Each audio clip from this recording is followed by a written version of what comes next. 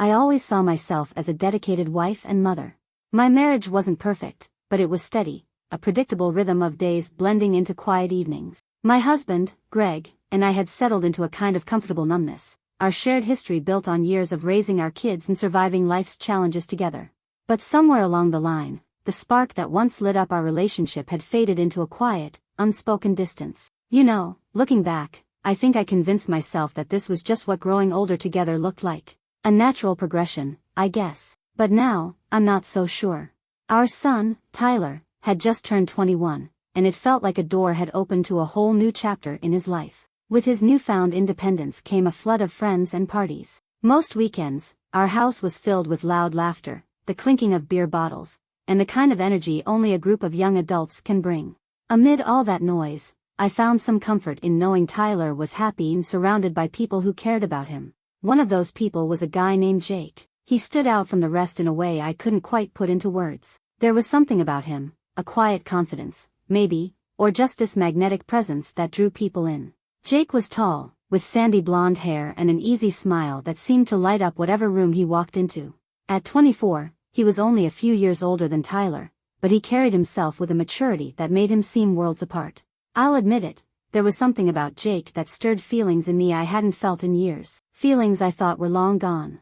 It all started on a lazy Saturday afternoon. Tyler and his friends were out by the pool, their laughter mixing with the summer heat. I was in the kitchen, putting together snacks and arranging platters of sandwiches, when Jake walked in. He was dripping wet from the pool, shirtless, and with this disarming smile that made my heart skip a beat. "Mrs. Carter," he said, his voice soft but steady, "do you need any help?"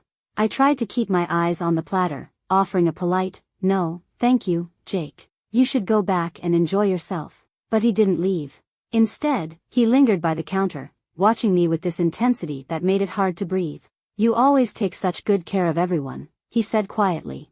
"You deserve to relax too." Those words hit me like a punch to the gut. It wasn't just the compliment, it was the way he said it, like he saw something in me I hadn't seen in myself for years. I laughed nervously, brushing it off with a quick, "That's what moms do." But as the day went on, I couldn't stop noticing him. The way he laughed, the way he found excuses to linger near the kitchen. Over the next few weeks, this quiet tension between us grew. Every glance, every smile, added layers to something I never expected to feel. I tried to tell myself it was nothing, just a harmless crush, something that would fade with time. But deep down, I knew it was more than that. It was a yearning for something I hadn't felt in years. Then, one evening, everything changed. Tyler had gone out with his friends, leaving the house unusually quiet. The silence that once felt comforting now felt heavy, like it was waiting for something to happen. In the soft glow of the kitchen light, Jake and I found ourselves alone. "Mrs. Carter," he began, hesitating for a moment, "I know this might sound strange, but I see something in you. Something alive, something vibrant, that's been buried under all the responsibilities and routines. You've given so much to everyone around you. Don't you ever wonder what it would be like to live for yourself, even just for a little while?" His words hit me like a tidal wave, stirring up memories of dreams I'd long forgotten. I remembered the woman I used to be, someone who believed in passion, adventure, and the thrill of possibility. Over the years, I'd lost pieces of myself, buried under the roles of wife and mother. As Jake spoke, I felt this mix of guilt, longing, and something else, something like liberation. The steady, predictable rhythm of my life had become a cocoon, comforting but suffocating. In his eyes, I saw a reflection of the person I used to be and the person I could still become. That night, we talked, really talked, about fears, dreams, and the kind of vulnerability that only comes when you let your guard down. And in that moment, I realized something. Life, even with all its imperfections, still holds moments of magic. You just have to be brave enough to reach for them. In the days that followed, I found myself caught between duty and desire. I loved my family, but I also began to see that I deserved to be seen, heard, and loved for who I was. Jake's presence was a reminder that even in the middle of life's responsibilities, there's room for unexpected tenderness and the hope of new beginnings. This journey hasn't been easy. There have been tears, moments of doubt, and a lot of self-reflection. But through it all, I've started to understand that every chapter of life, no matter how familiar, holds the promise of transformation, if you're brave enough to embrace it.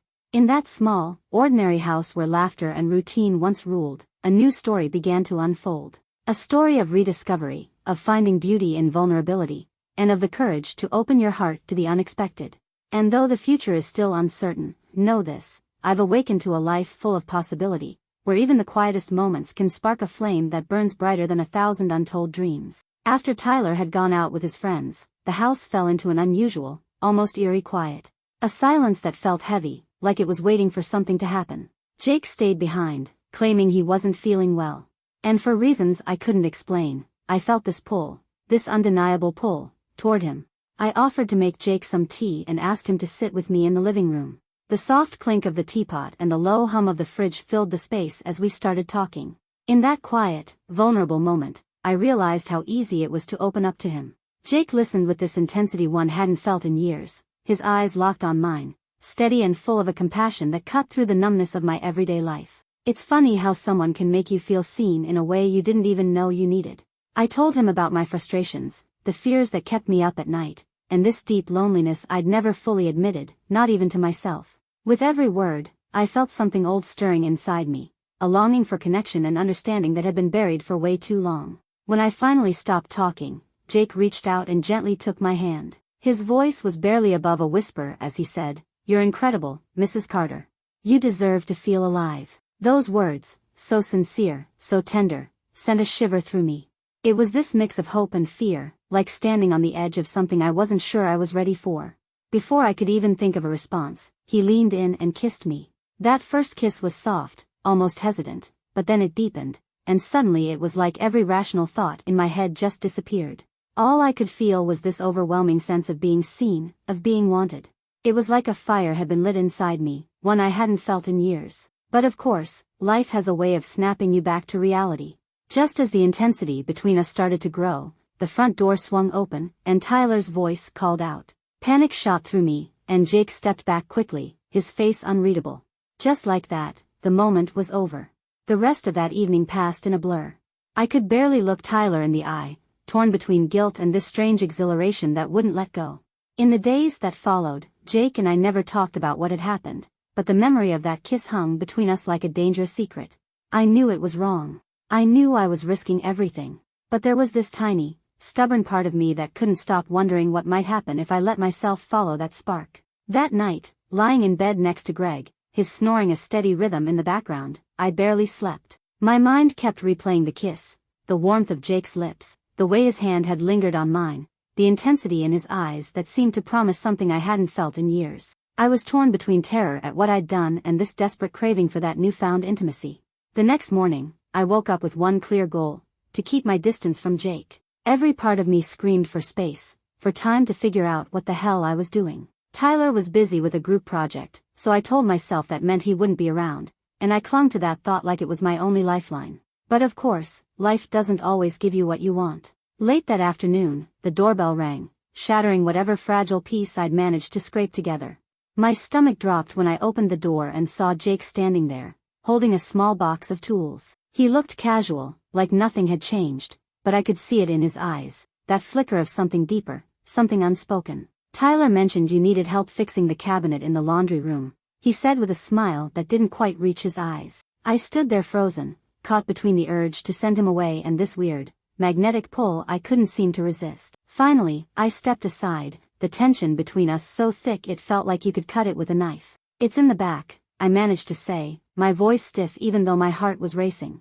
I led him down the hallway, each step feeling heavier than the last, like the walls were closing in around us. When we got to the laundry room, I stood at the doorway, watching as Jake unpacked his tools and got to work on the old cabinet that had been falling apart for weeks. There was something different about him that day. He wasn't his usual easygoing self. Instead, there was this quiet seriousness, like he wasn't just fixing a cabinet but maybe something deeper, something between us that needed mending.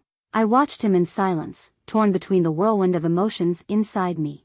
Guilt gnawed at me, a constant reminder of the life I had with Greg, the routines I'd always known, and the safety they'd once provided. But beneath that guilt was this yearning, this desperate longing for the passion and recognition Jake had awakened in me. The creak of the cabinet as Jake worked echoed in the quiet room, and for a moment, it felt like every sound, every breath, mirrored the ache in my own heart. That day marked the beginning of something I couldn't quite name, a journey that would force me to confront who I'd become and who I'd left behind. In the weeks that followed, every encounter with Jake felt like an unspoken conversation, carried through stolen glances and half-spoken words. It was like we both knew something was shifting, something fragile and dangerous, but neither of us dared to say it out loud. I was caught between two worlds, the safe, predictable life I'd built and this intoxicating, terrifying possibility of something new. Every night, lying next to Greg, listening to his gentle snores, I was haunted by the memory of Jake's kiss. It lingered in my mind like an echo, faint but powerful, like it had unlocked something deep inside me. That kiss had been so unexpected, so charged with emotion, that it felt like a door had been opened, a door I wasn't sure I could close. I was terrified of the consequences, of the damage I might cause, but I couldn't shake the craving for that feeling, the forbidden passion, the thrill of something that made me feel more than just a wife and a mother. It awakened dreams I thought I'd buried long ago. I thought I'd buried those dreams long ago, dreams I hadn't dared to believe in for years. But in that small, quiet house where routine had once ruled, something dangerous and delicate had begun. It was a dance I couldn't ignore, no matter how hard I tried. Every look, every touch between Jake and me pulled me closer to the edge of something I wasn't sure I was ready for.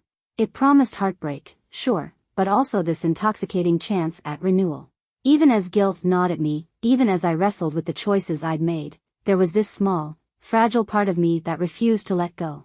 It clung to the hope that maybe, just maybe, I could learn to live again, to feel all the raw, unfiltered emotions I'd buried for so long. I'd spent years pushing those feelings down, smothering them under the weight of responsibility and expectation. But now, facing this new reality, I couldn't help but wonder if it was possible to find my way back to myself. Jake stood near the doorway, hesitating. His expression was serious, almost unsure, like he didn't know whether to stay or go. The air between us was thick with unspoken words, the tension so heavy I could barely breathe. My heart pounded so loudly I was sure he could hear it. The silence stretched on, suffocating and endless. Every second felt like an eternity, the weight of the moment pressing down on us both. The only thing that felt certain was this pull between us, a force neither of us could ignore.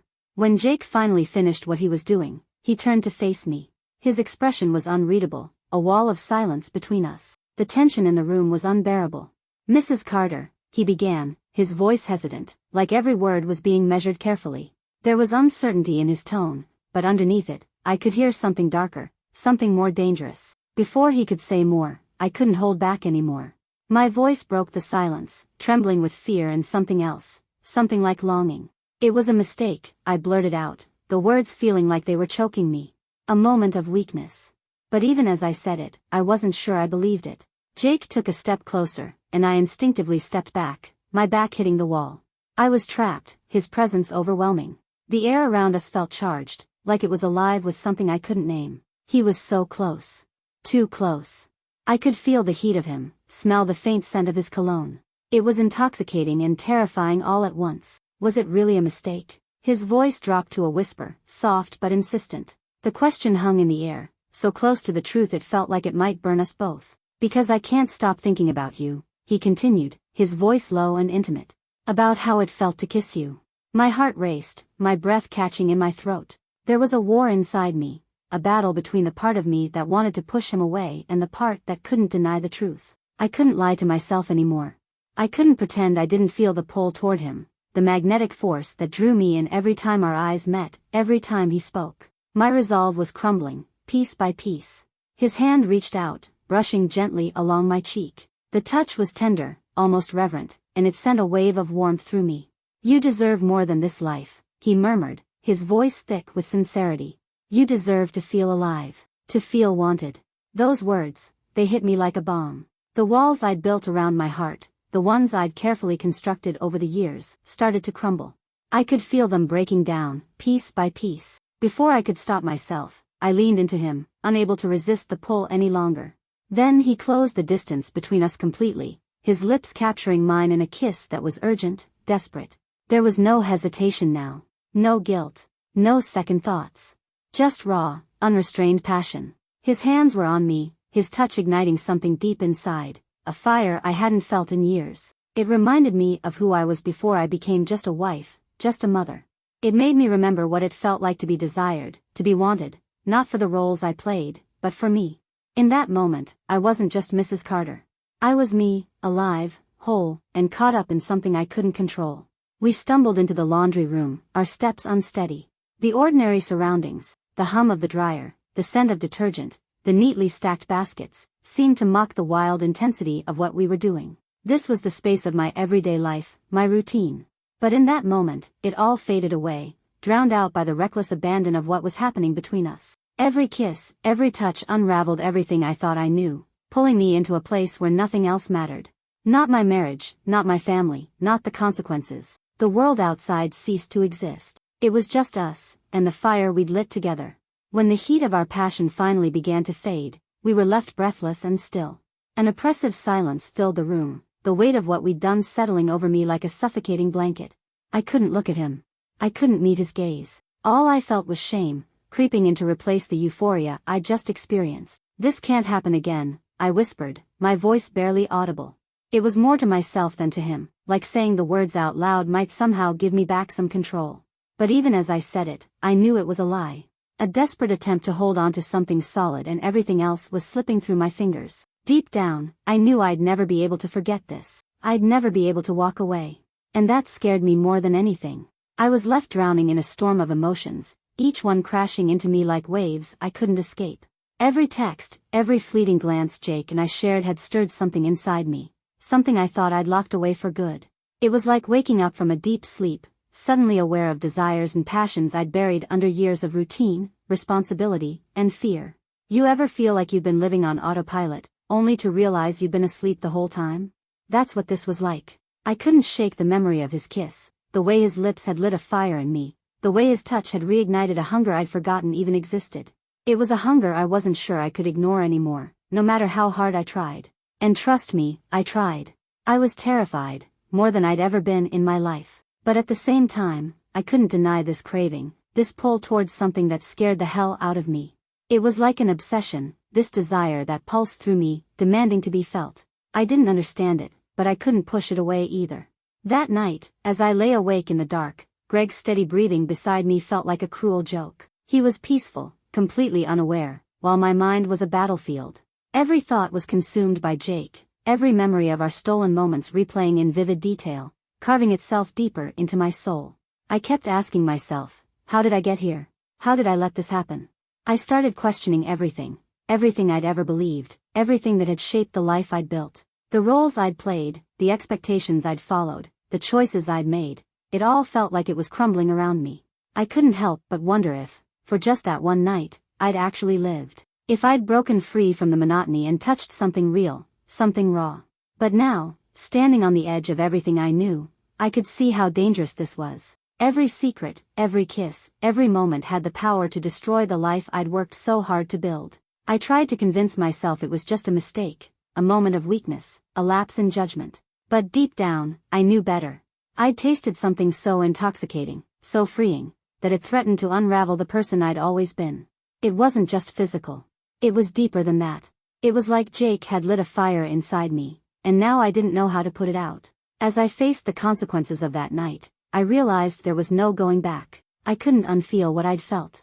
I couldn't erase the changes that had already taken root in my heart. And honestly, I'm not sure I wanted to. Thanks for sticking with me until the end. If you haven't already, hit that subscribe button, leave a like, and drop your thoughts in the comments. I'd love to hear what you think. Thanks so much.